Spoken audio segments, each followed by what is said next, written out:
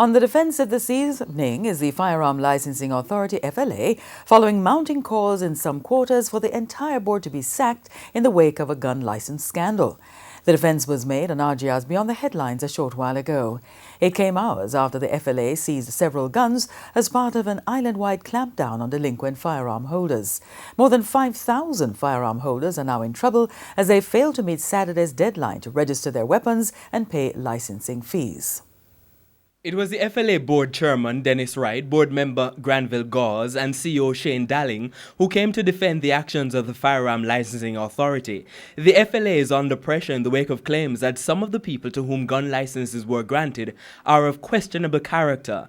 Mr. Wright argued that it is the board itself which has sought to partner with the police. It is the board of the FLA, through its initiative, been working with the police to try and get the police to become more intimately involved with the operations of the FLA. We initiated a series of private backdoor consultations with the police high command.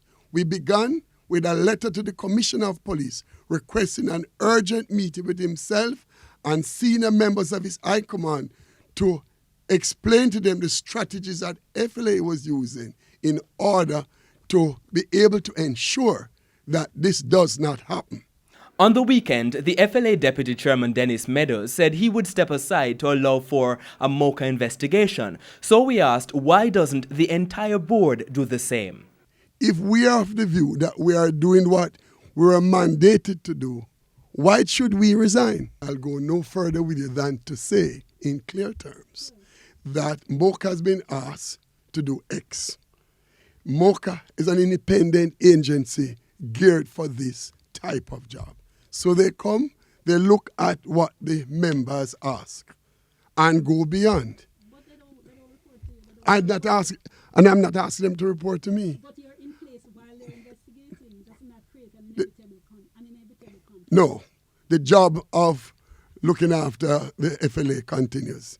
Last Friday, Security Minister Robert Montague asked the review board, headed by former Court of Appeal President Justice Seymour Panton, to review the FLA's processes, procedures and systems.